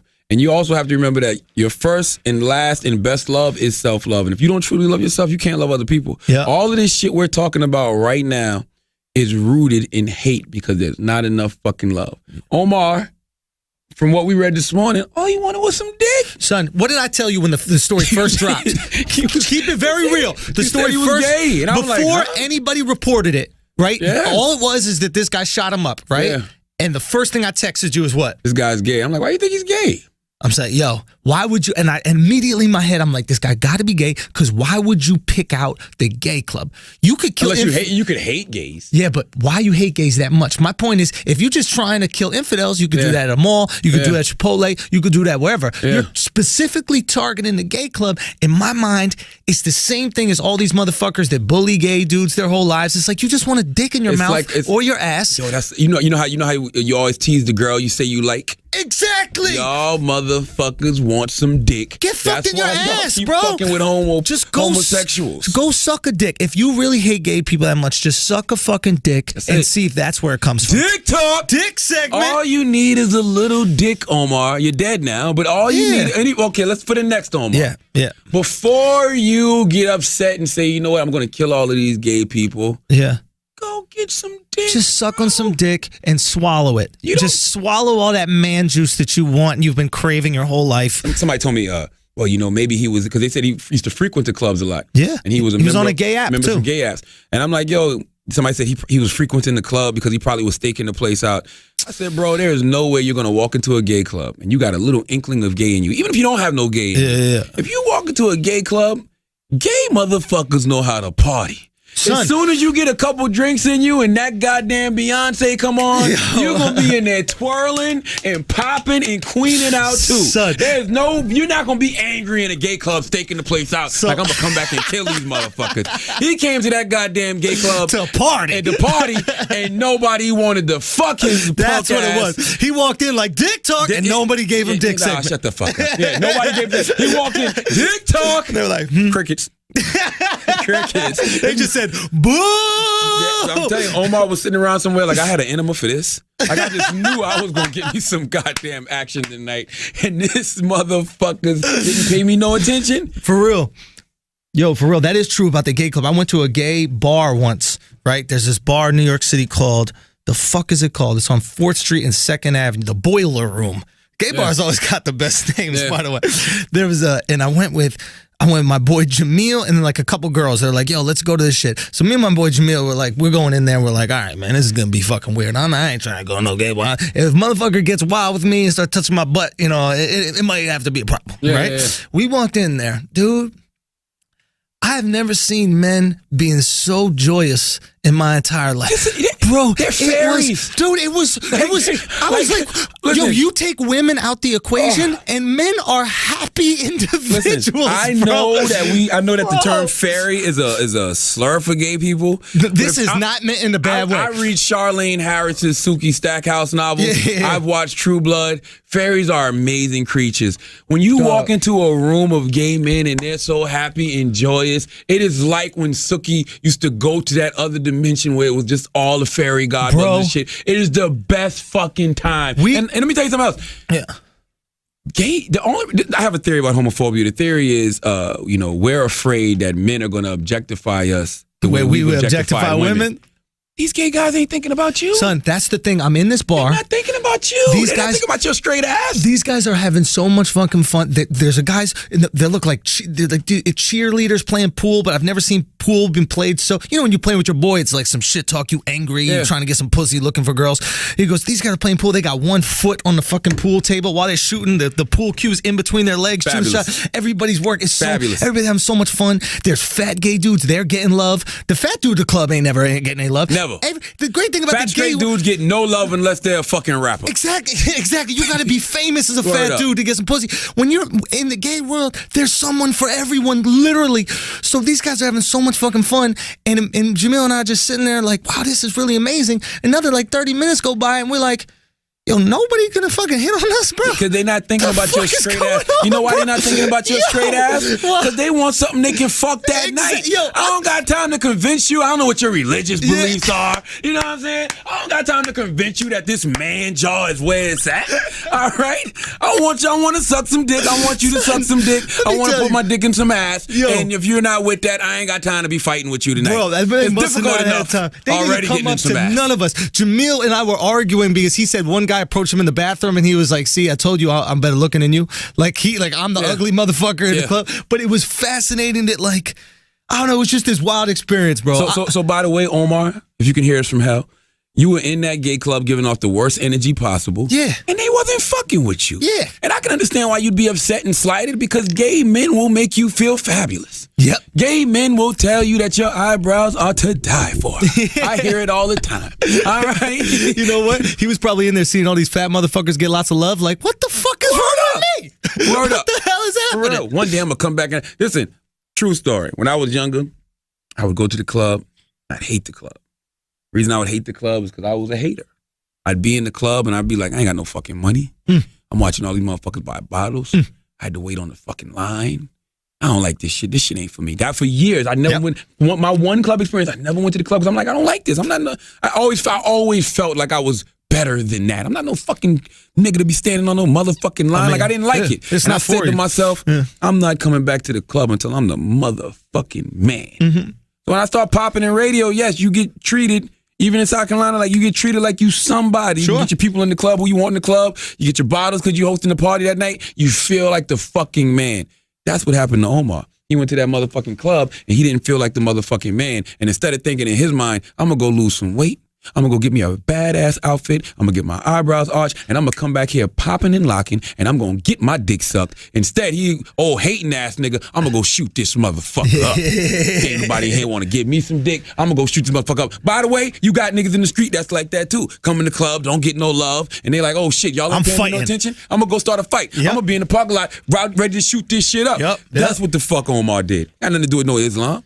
Got to do with the fact that he can't get no dick. And he's a sucker. And he ain't fabulous enough to get a man to fucking suck his cock. All right? And that's all it boils fucking down. Maybe it is some straight ego. Like you walk into the gay club like, look, I get bitches, so these gay dudes will want to fuck me like crazy. Like this pussy still ruminating on this dick. You gonna want all this. And nobody wanted to touch his shit? Nobody. Fuck you then. Fuck you, Omar. Asshole. Anyway, Loot Crate, baby. Oh, we got the Loot Crate box. Oh, we got Loot Crate? Yeah, today's episode of Brilliant Idiots is brought to you by the Uber Geek subscription box service Loot Crate. They actually gave us a box to open here, man. What's in there? So this one right here is, once a month you can receive the best geek items and pop culture gear delivered right to your door. There's a new theme every single month. Okay. And this one, I think we got Marvel. I think they took care of us with, was it Marvel this week? Dragon Ball Z. Oh, we got a Dragon Ball Z going. It is Marvel, though. Hold on. Okay, hold on. Who's on this T-shirt? Let me see who the fuck's on this. Let me see what we got going on over with here. The Hulk inside of here. Oh no, we got the Hulk. What's that? We got a Hulk figurine from the Age of Ultron. What else they got in there? They got a shirt. They got comic, this. Loot Crate magazine, Power, Unstoppable, Unrelenting. All right. Shout out to Loot Crate. I'm fucking with that. Yeah, last month's Loot Crate had amazing swag from anime classic Dragon Ball Z, Marvel's Avengers, and World of Warcraft. As Loot Crate reminded us that no. I think this what this is. What is that this right is there? Something from World of Warcraft. This shirt. Oh, that's the orc or whatever from the World of Warcraft. But June, the theme is dystopia with inspiration from films like Robocop, Terminator 2, Judgment Day, and The Matrix. You only have until the 19th at 9 p.m. Pacific to subscribe and receive this month's crate. Loot Crate does not play games, guys. If you miss that cutoff, you miss out. That's right. So go to lootcrate.com /idiots and use promo code idiots to save $3 on any new subscription. Get your gig on. Oh, look at that. What is this? Oh, this is the whole guide for Loot Crate. Yeah, so go check out Loot Crate, man. They might have some of these things that you really like. Get your geek on with Loot Crate. Tell them the brilliant idiot sent you. Absolutely. I'm fucking I'm reading the Civil War right now. Civil War Part 2. Comics have really changed, bro. Like, what you mean? The comic books, Marvel. Like, I'm reading I'm reading 3. I'm reading Black Panther. I'm reading Power Man and Iron Fist, which is great. The new Black Panther, the one that Coates is writing? Yes. Yeah. Ta-Nehisi Coates. I just say Coates, bro. I don't know how to pronounce that first name. He got that fucking hyphen in his shit. I don't know if it's Tanisi. I think his last name is Wakandan. Yeah, but Coates, salute to you. But I'm reading that, and I'm reading the new Power Man and Iron Fist series that my man Stanford Green draws for, and I'm reading Civil War Part 2. And it's interesting. What is Part 2? Civil War Part 2 is just a new comic. It's a new launch. It's something that they just launched where the superheroes are back at it against each other. Because it's this one superhero who's psychic. He's an Inhuman, actually. Okay. And he's psychic. He can tell the future. Okay. And Tony Stark is trying to warn people that this isn't a good thing because he can't really tell how the event is going to turn out. He just can tell that it's going to be an event. You know what I'm saying? So like a lot of times you're trying to do all of this preemptive shit, but things are going to happen the way they're supposed to happen anyway. Basically. So, I like it. Yeah. So they're fighting over that. And so you're fighting over fate. Like, is your life already predestined? Absolutely. Or not? Yeah. So it's just very diverse. I mean, it's just diverse watching the comics now because you got like Captain Marvel is a woman, Thor is a woman. Yeah. Ghostbusters are women. Spider-Man Spanish. Everybody's Captain America's black. And I was like, you know what? I didn't like diversity in my comics, but as I'm reading it really don't matter. Like when I'm reading the comic, like it doesn't bother me. Like it's just a storyline. If it's a great storyline, it doesn't fucking matter. Yeah. And Civil War Part 2 so far has a great storyline. Yeah. Out of the 3 I've read. So it's like I don't even give a shit. Like fuck it. Yeah, I'm with you. I think maybe and we spoke to about this on Common Sense, but I think it's different. I think for us when you grow up looking at something, right, and you go, oh, that's the way it is. Peter Parker is this young nerdy person, right? I don't care if you make Peter Parker black. I don't care if you make him Puerto Rican. But if you changed his character, like if all of a sudden Peter Parker was some like cocky jock, I'd be like, hold on. Yeah. That's not Peter Parker. Even though he could because of his superpowers. But I care that's more. The most humble motherfucker. Yeah, absolutely. When you have bad posture and superpowers? I care more about ageism in comics than I do that shit. What you mean? Because I'm reading, that's another one I'm reading. I'm reading Old Man Logan, which is the old Wolverine. Yeah. And that shit is good, but it's whack to me because I'm reading it and it's a lot of times Wolverine be getting his ass kicked and his healing powers don't be kicking in immediately because he's old. And so I'm like, I hate it because I'm like, if this nigga was young, he'd fuck you up. Like I'm reading the comic and it's these motherfuckers, like the Asian Hulk was fucking Wolverine up. And Wolverine couldn't figure him out because Wolverine is used to fighting Bruce Banner. Hulk. Yeah. So in Wolverine's mind, he got a technique on how to beat the motherfucking Hulk. But if he's trying to do his moves, the Asian Hulk is fucking countering all this shit. And Wolverine is like, what the fuck is going on? The Asian Hulk is made out of wasabi. Yeah. So the Asian Hulk finally goes, because Wolverine's like, what the fuck, Bruce? And he goes, oh, I'm not Bruce, I'm Aang, or whatever his name is, right? And Wolverine goes, what the fuck happened to Bruce? That's why I love Marvel because it's so real. Yeah. But I don't want to see him old. Yeah. Like that's just stupid to me. Like it's funny, but it's dumb. Do you think now, because of the internet, but do you think that the writers of Marvel will start getting credit? Yeah, I think so. And the reason I think on a mass scale, not on like a I'm a nerd super fan scale who knows all the writers. If they let more celebrities do it, because I never cared about who wrote something until I saw Coates write the Black Panther. You know what I'm saying? And in my mind, I'm like, oh shit, he wrote Between the World and Me. That was a great book. I read some of his stuff when he puts, publishes things Essays online. and stuff, yeah. I'm like, oh shit. So it's dope. So I cared for that. Like if somebody like I care about, like if Lena Dunham was the writer of, something about the female Thor, something I'd be in. I'd cared in, but I don't be caring who the regular writers are. That'd be a great way to get mass. I mean, there's already a huge mass following for the movies and stuff, but like a mass following for the comics, have like a guest writer who is a devout follower. They already do that. Yeah, they do that a lot. All right, but yeah, I think that'd be a great way to, because I think those writers deserve credit because, like you said, we're really attached to the storylines and the characters. It's not. I like to see some, especially with a comic book. You don't get to see action really. Like you get to see a picture or two, but it's not like. Oh no, in Marvel it's mad action, bro. But you know what I'm saying? It's not like when you watch the cartoon or the movies where you actually get to see these things transpire. You're seeing images of it. So what's really locking us in are these storylines. Yeah, I'm with you. What we missing? What, today? Yeah. Let me think. Oh, while we're talking about this, I saw X-Men. Have you seen X-Men? I haven't seen X-Men yet. X-Men better than Captain America, bro. I don't believe that. Captain America Civil War, in my opinion, was trash. Stop it. I did not like it. First of all, you got to stop with these hot takes. All right, listen. I watch you on Vlad TV, and it's like I don't even get mad because I'm like, that's Andrew. But people be hitting me, and they be so angry, and like me and Van was talking. I was like, Van, look at his face. Like it was Off the Wall is Michael Jackson's worst album. I'm like, Andrew has not even probably heard Off the Wall. I don't even know what Off the Wall is. He don't give a fuck. Andrew is walking in the room, dropping his little bomb, watching y'all all fight, and getting the fuck out. He's the kid that would kick over the fucking ant's nest. The ants ain't bothering nobody. Bro. Boom, kick the ant's nest over. Watch all the ants be discombobulated and be happy about it. You know what? Really, with Off the Wall, I'll be honest, I have heard Off the Wall, of course, or at least songs from Off the Wall, but I got to see the context in which I said that. Because you said Off the Wall. But what was the context? This is your context. Yeah, tell me the context. You said verbatim. You know what? By the way, Off the Wall is Michael Jackson's worst album. Nah, son, it wasn't just like that. You said I would argue like that. You said I would argue that Off the Wall is Michael Jackson's worst album. I'm like, Andrew. But that doesn't mean I'm not a huge Michael fan. I'm a huge Michael fan. It just means I'm a bigger fan of Thriller. I'm a bigger fan of Bad. I'm a bigger fan of. There's no Off the Wall is better than Bad. Yeah. Off the Wall is better than Thriller. Say what? Musically, Off the Wall is better than Thriller.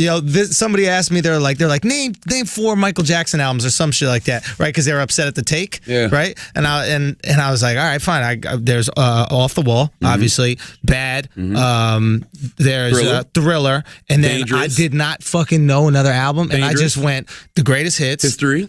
What? Dangerous. History. I know History, of course. I know that was History was the one with Michael, I mean, listen, Chris Tucker shit, Michael's first 3 albums. But why does that piss people off? Why are people so upset about my take? But why does? I mean, I'll be honest. I'm flattered. Like saying, no. This is honestly like saying Magic Johnson's a shitty basketball player. Honestly, no, I'm just joking. Like it's hot takes, and then there's some shit that's like, stop it. Listen, but it don't bother me because I know you're just fucking with people. Listen. I'll be honest. I don't know the context, and I'm looking up right now. I got to find a context in which I said that shit. But Dwayne, Off the Wall, you think is better than Thriller and Bad? Close. I don't count Michael Jackson's other albums as albums. It's only Off the Wall, Thriller, and Bad. That's all it is. Nothing else is an album. Honestly, to me, that's when he really started to fall off after Bad. So you only really got 3 albums. I think Off the Wall is the worst of those 3. Can you disagree with that? You think Off the Wall better than Bad and Thriller? Yes. Man, get the fuck out of here. Off the Wall is incredible. I Want to Rock With You, Girlfriend. The shit with Paul McCartney, it's the falling in love. Like Michael, that shit was put it like this: Off the Wall is what set up Thriller to be the great album it was. Off the Wall sold like 3-4 million copies. That's what made everybody be like, "Yo, this Michael Jackson dude is a bad motherfucker." But you think it's better than Thriller? Yes. Off the Wall is better than musically. Thriller. Thriller was more commercially successful. That's it. But Thriller's a great album, but it's commercially successful. Like Thriller, highest selling album of all time. Like. Thriller trumps Michael's whole catalog just because it's Thriller. Yes. Like, that shit is the biggest selling album ever. What song on Off the Wall is better than Thriller? Better than the song Thriller? Yeah. Oh, now this is a hot take, but let's be clear. Okay. the song Thriller was kind of trash without the video, bro. Bro. Wow. It was bro. Listen. Take away I'm the asshole. Take away the visual. No. Take away the visual, and somebody just says, here's a song called Thriller. Thriller got to have a whole lot of context with it. It's got to be Halloween. It's got to be a fucking video to it. Like, it's got to be all kind of shit in order for Thriller to be popping. When do you ride around and listen to Thriller just in your regular life? Just the song. Let me be honest, though. When that beat kicks in, though. It depends. When that beat at a Halloween party. At a Halloween party. Yes. And you go start doing this shit. It's context. Thriller, when yo. You go here, and you go here with it. At a Halloween party, man. October 31st, that song Thriller is the greatest song ever. Middle of the summer. You're like, man, turn that shit off, man. You need some Pretty Young Thing. Pretty Young Thing, man. Now we talking. Okay, which album is Pretty Young Thing? That's Thriller. Hot. Which album, Billie Jean? Billie Jean is Thriller, right? Woo! Billie Jean's Thriller. Thriller is hot. Listen, you know how Michael used to kill him? Hold on, can you get up the albums? Get Michael used to kill him because he only put 9 songs on each album. That's what Drake should have done. He put 9 on. He put 9 on Off the Wall, 10 on Thriller. Yeah. That's it. Yeah. In and out. We good. We out of here. You good. Stop putting all the extra shit for no reason. Thriller had 6 singles. What was on Off the Wall? First of all, the title track, Off the Wall, is one of my favorite records ever. We're the party people night and day. Living crazy, that's the only way. So tonight. Yo, why did you just get retarded right there? Start tonight. This is Off the Wall. Off the Wall. Can I tell you something real quick about the X-Men movie that was dope? You know Nightcrawler, the character? Yes. You know how he's like blue and shit like that? Yeah. You know what I'm talking about? So in the what's it called? They want to go to the mall, right? And Nightcrawler's like, he's this German dude. He's like, I would like to go to see the mall. So the next scene, they're at the mall, and they got that motherfucker dressed in the Thriller outfit. No, they don't. I swear to God. And he always wears that, though. Yeah, but it's so funny that, like, that. Yeah, but that's how he could walk around the mall without people looking at him crazy. Because they're like, oh, he's just trying to do a Thriller. He's from another country who loves Michael Jackson. Exactly. Yeah. Listen, this is how Off the Wall starts off with Don't Stop Till You Get Enough. Good song. Classic record. Okay. Where are we at? Oh. This is... How can you not fall in love with Michael after watching this song, hearing this song drop?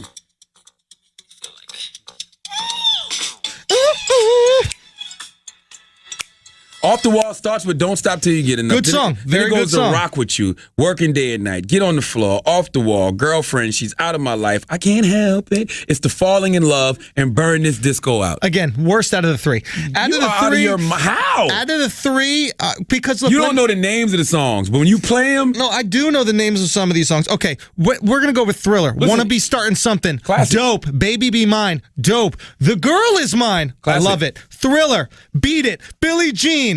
Pretty Young Thing, Human Nature, and The Lady of My Life. Okay, maybe those 2 you could take out of there. No, man, I'm going to tell you, Human Nature is one of the most sampled songs ever. Fair. Okay, fair. There's so many songs that wouldn't even be if it wasn't for Human Nature. Okay, but that is Thriller, and now we're talking about Bad, okay? Bad. The Way You Make Me Feel. Classic. Speed Demon, Liberian Girl, Just Good Friends, Another Part of Me, Man in the Mirror, I Just Can't Stop Loving You, Dirty Diana, Smooth Criminal, Leave Me Alone.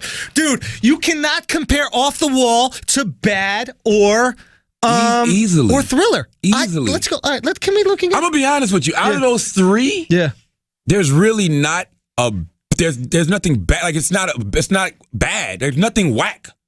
Like I could take the 6 best songs off each of those albums. Yeah.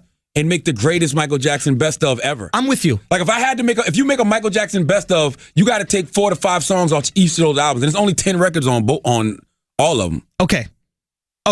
I'm with you on that. I think this is what it is. It's like the 100-meter dash, right?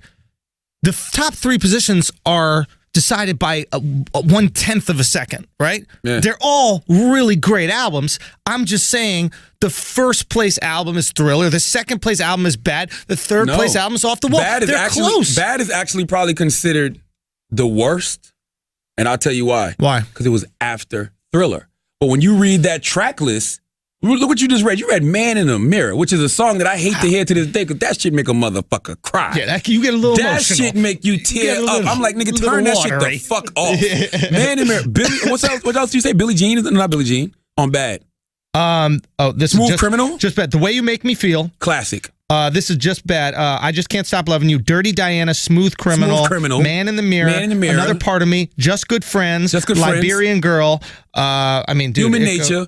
I'm taking Smooth Criminal. I'm taking Man in the Mirror. I'm taking The Way You Make Me Feel. Those are classic, quintessential You Michael said Jackson Man in the records. Mirror makes you emotional. You can't listen to that? It's the worst. Why? What is it about that song? I don't know. It's just that when it comes on, that shit is like fucking, I don't know, man. That shit is deep. This has always been the case. You've always felt that. You're just, Always. That's Man in the Mirror. Piece of shit. You piece of fucking shit. Just talk me through it. Talk me through the emotional.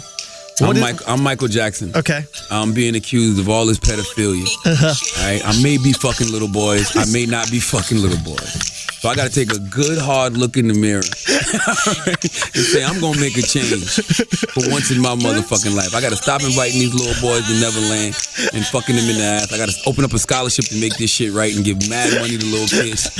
I need to buy an ATV and a cigar. I need to buy an ATV and a goddamn cigar. So if I do want to fuck a little kid, I can take him way out in the woods on this fucking 400-acre ranch. All right. That song is fucking insane. You starting to water up here? Turn that shit the fuck off. Yeah, Nobody want to hear that bullshit, man. I hate Man in the Mirror.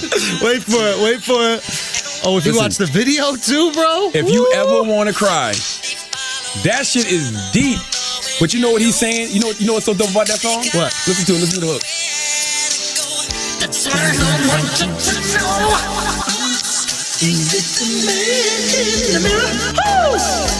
I'm asking him to change his ways. Is he admitting to fucking kids? No, listen, can we get any clue? If you want to make the world a better place, take a look at yourself and make that change. You know what that goes back to? What? The power of one. You have to be the change that you want to see in the world. You right? All you motherfuckers is so busy pointing fingers, but what the fuck are you doing to change the world? You have to change your ways first. And that's all Michael's saying in that song. I got to be the change I want to see in the world. I got to hold myself accountable. So you think he's admitting that he did do some pedophilia? That song or is no? deeper than that. I mean, he probably did come from a very personal place. How but deep would you say? Maybe 6 inches? Depends 7 inches deep? It depends how deep a 15-year-old boy can go. And how big was Michael's penis. Is this Hold on. black Michael's dick or white Can we Michael's dick? talk about how great Michael is just for a second? Before we get out of here, let's just talk about the power of greatness. Okay. Michael was so great that Michael may or may not have fucked little boys. But ain't nobody got time for that because we want to hear goddamn Billie Jean. nigga. Yo, And you ain't gonna you're stop not gonna me. trade it. You ain't gonna stop me from. I'm not deleting off the wall from my iTunes, bro. Like sometimes when motherfuckers Yo. talking that shit about Michael fucking little boy, you gotta look at him and say, look, I'm not getting rid of Thriller off the wall bad off my fucking iTunes. All right? I don't give a fuck what you're trying to do right now. I don't understand your angle. Okay? All right, he fucked some little boy. He may or may not have been wrong for that. Let God deal with him, bro. All right? Okay? Listen, this is pre-boy fucking, this album. Michael, listen. It's pre. You could keep everything pre-boy You don't fucking. know. You don't know. Well, all I'm trying to You say don't is know who Pretty Young Thing was about. You don't just write a song called PYT. Right? Without no fucking point of reference. All right? You stop that right now. We do not know Yo, what PYT was about. maybe I just like the albums when he was boy fucking. We don't know. Maybe that's when the music got good because Thriller, it started popping and then bad. Maybe he was bad. Hey, maybe he was the doing first some bad song things. Michael Jackson ever gave us off the wall was "Don't Stop Till You Get Enough." All right. I just can't stop loving I you. just can't stop loving Smooth you. Criminal. Smooth Criminal, baby. Bruh. I've been getting away with this shit for years. Bruh, he's been admitting it the whole I'm fucking leaning time. over, looking into the classroom. Okay, leaning over, picking out what 15-year-old I want. Hey, I don't know, Charlemagne, I'm not fucking these kids. We're just good friends. We're just good friends, man. Ooh. Hey, man, it's the falling in Listen, love. Why don't you give these kids emotions? No, you know what? I want to give these kids another part of me. And listen, and let's not act like what we're saying is so far-fetched, because R. Kelly gave you age ain't nothing but a number. All right? Yo, R. Kelly gave just you it look at seems the like music, you're ready. Okay? R. Kelly said ain't nothing wrong with a little girl that's 9. Like, R. Kelly gave you a lot of fucked up shit, bro. Oh my God, we really need to look at the albums, man. But all I'm saying is we don't know if Michael's... and you know what's so fucked up? If Michael had if that shit happened in the social media era... Forget it. Oh, guilty in the court of Can public you imagine opinion. how many memes? First of all, he'd be moonwalking with the Steph Curry twos. If Michael would have got caught up in the social media era, and then after he beat his case, stood on top of a car and danced, he would get crucified. Destroyed. Crucified. They would make the car the Jordan meme, the crying Jordan meme. Oh my fucking God. With a bunch of 15-year-olds with the Jordan crying face saying how they want they want justice, man. Fuck it. But we don't know if Michael Jackson did it. Of course, allegedly. These are all alleged. His music you is know? that good that we don't know if he did it. Okay? Now, and salute to everybody who is so happy that I was wrong. About I Cleveland? said Warriors in 5. Yeah. Okay? When it was 3-1 going into game 5, because I said it before the series, when it was 3-1 going into game 5. It was only because you wanted your credit early. Like you were posting on Instagram like, hey, I just want to tell y'all I'm consistent. who said this first. No, I'm consistent. First of all, I had a dream before game 2, which I tweeted about before the game. Yeah, and what was it? I said, look, It was a blowout, I had and a then you dream were last also- night that the Warriors beat the Cavs in game 2 by 40, and I had a dream I fucked the Panda. I don't know what none of this means. All I know I'm is sitting there watching the game like, Designer holy- woke up a little sore. Yo, they was up by 37? Yeah. I'm like, holy shit, am I going to fuck a Panda one day? So when they ended up winning by 33, I'm like, cool. It was a blowout. Yeah. So before the series, I said Warriors in 5. It's Okay. not even, I didn't think it's not even going to be a good series. It's Yeah. still not going to be a good series. Yeah. Unless it goes 7. So by default, Yeah. then it will be a good series. I think it's over once they go to Cleveland, which I feel bad for the Golden State Warriors. That you have to win another championship in Cleveland. Can you ever really be happy in Cleveland? You know what? I'll be honest with you. The girls in the Bay Area are so ugly. I would rather have a celebration party in Cleveland. The girls in the Bay are ugly since when? Bro, we were in the Bay Area. I saw some badass chicks in Oakland. Yeah, but that's Oakland. That's where they play. I'm talking about the Bay Area. I'm talking about San Francisco. I don't know nothing about San Fran. I'm got telling some you. bad I'm chicks. telling you. That's my theory. Oakland got them nice hood chicks that when you clean up, they beautiful, like Nessa, Keisha Cole. Nessa's from L.A., by the way. No, she's not. She was raised, or She she claims went up Oakland? there, but she was claiming Yeah. that she did radio there, but she's from L.A. or like Orange County or something like that. But I really, honestly, my theory as to why the Bay Area has had so much success in sports, we're talking about 49ers back when they won all the championships. We're talking Golden State Warriors now. The San Francisco Giants. Oakland Athletics. But the Giants won a couple championships So in did the the last A's few too, right? years. A's no, but they just had the San poppin' Jose jerseys and Sharks. hats. They did have the pop. San Jose Sharks were Yeah. just in the what's it called? Stanley In the Cup. Stanley Cup. And it's because there are no distractions. The women are so ugly in the Bay Area that there's nothing to do but practice your jumpers, practice your hockey shot, whatever that is. Another hot practice take by football. Andrew Schultz. I don't agree with that. I think Oakland got some beautiful women. San Listen, Fran, too. we did the show in San Francisco. The first thing you fucking said, asshole, the second you go up there and we go on stage, you just go, hey, I just want to ask you guys a question because Schultz has been telling me that the Bay Area got the ugliest women in the entire world. Yeah. And they looked at me and they were like, you know.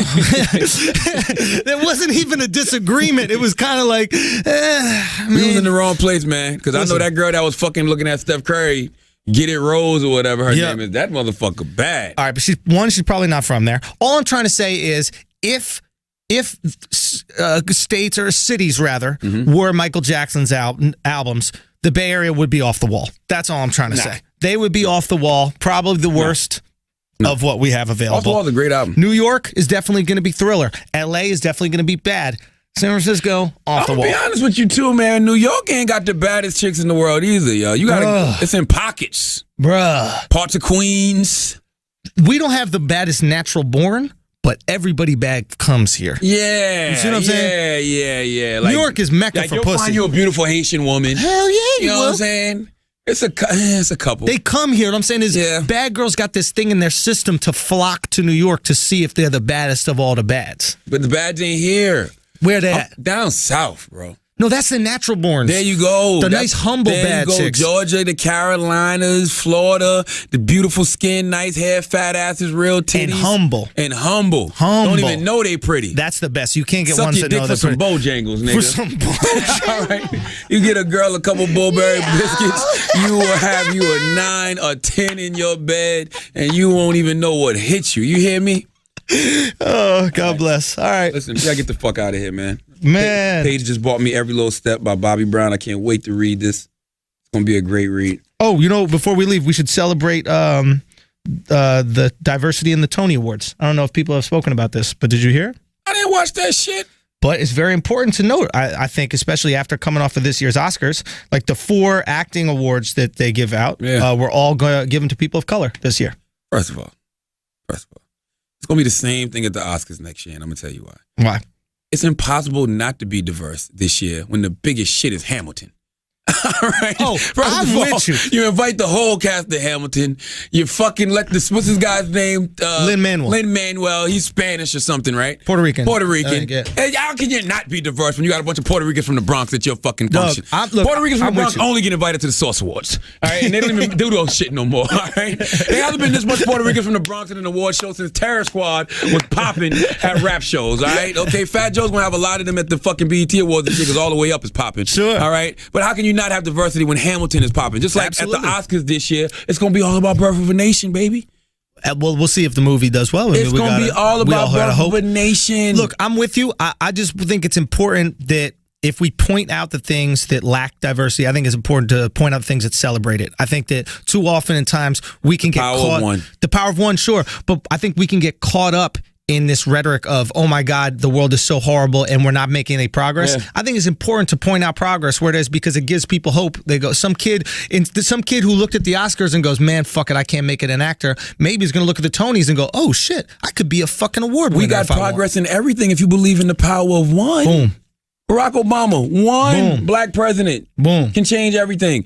Hillary Clinton, one woman president can change everything. Yeah. Omar Mateen, one radical Muslim American can change fucking everything. The power of fucking one. Somebody told me that a long time ago. They said one person can change a family. One family can change a fucking community. One community can change a town. One town can change a city. One city can change a state. One state can change a nation. One nation can change the fucking world. Yeah. The power of one. I remember the Titans as well. That's what that was? No. Oh, I don't remember what the fuck. I don't remember where I heard that from. But it's the power of one, baby. All you need is fucking one. It's a great way to look at it. So listen. Yeah. Hamilton? It's not just Hamilton. There are other plays as well that the people want Name from. them. But look, Off the Wall. Off the Wall. Dangerous, bad, thriller. But my point is, I think it's an interesting thing that we got to do it. You know? Was she there? Was she? Something with Lupita Nyong'o. Son, Hollywood. You know what's weird about Hollywood? Hollywood's definitely getting more diverse, but they still have allowed like 4 black people to be actors, and then they just recycle the 4 black people in all the movies. The power of one. Bro, they got this kid Justin Hires, who could be a really nice guy. I got no clue, but he was in the Rush Hour remake, right? Mm-hmm. That got canceled already. Yeah, it got canceled already. Holy shit! They're bringing back MacGyver. What? You know MacGyver. MacGyver's a dope fucking show. Nah, that should be whack in 2016. It'll be whack because we got technology. We got technology. Exactly. Fuck you and your little fucking. That's so okay, funny. so you can take a fucking Slim Jim and use a lighter to fucking turn it into a piece of chicken. Who gives a shit? Even that. Like, fuck, I got a smartphone, like, nigga. If fuck I only knew how to get this song and figure out what it is, there's an app for that, MacGyver. Fuck you need MacGyver when you got Google. You got apps. Fuck you, MacGyver. If I could only get a taxi to come right here. I can go on YouTube and learn how to build a bomb and strap up and go fucking bomb a gay club. What the fuck are you talking about? YouTube is MacGyver. Get the fuck out of here. But anyway, he's put in MacGyver thing too. I thought he was actually MacGyver, and I was like, damn, we are reusing the same 5 black dudes. He actually going to play his boy or something like that. But it's interesting how Hollywood Hollywood know what they're doing. Hollywood got it figured out. We got Lupita Nyong'o.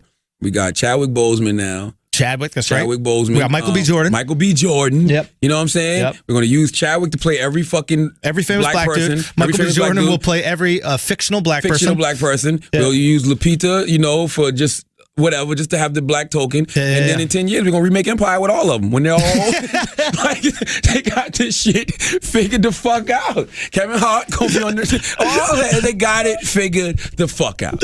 So, God bless. Congratulations to them. And as always, if you listen to this motherfucking show and you think we're brilliant, you're absolutely right. If you listen to this show and you think we're just a couple idiots who don't know shit, you're right too. It's the Brilliant Idiots Podcast.